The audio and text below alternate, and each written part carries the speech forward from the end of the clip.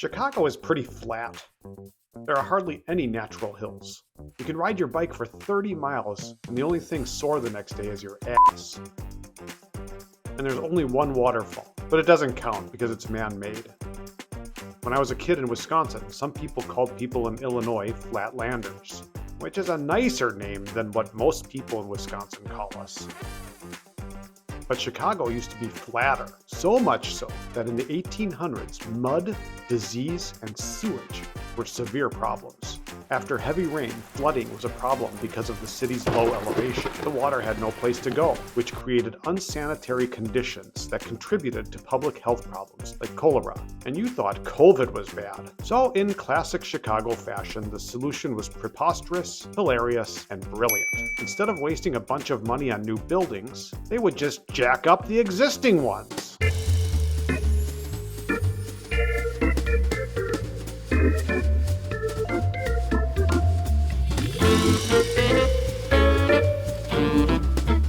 I'm not joking. After Ellis Chesbrough drafted a plan for a citywide sewerage system in 1856, the city decided to elevate the buildings to make room for it. How in the hell can you raise a building, you ask? They used the jack screw method, of course. Engineers use thousands of jack screws, the same concept as raising your car when you get a flat tire. Each screw was placed under the building's foundation, and by incrementally turning them, the building raised a little at a time.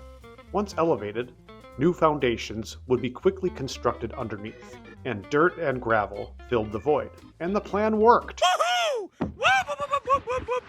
The buildings were raised for a sewage system, but the sewage ended up going into the Chicago River and into Lake Michigan, Chicago's source of drinking water, creating another health crisis. So they came up with another preposterous, hilarious, and brilliant plan to reverse the flow of the Chicago River a couple of decades later. But I already talked about that in another video. Shortly after the buildings were elevated, the Great Chicago Fire erupted in 1871 and destroyed all the buildings. The work wasn't in vain though, because the project transformed Chicago from a muddy, disease-ridden hellhole to the squeaky clean paradise it is today.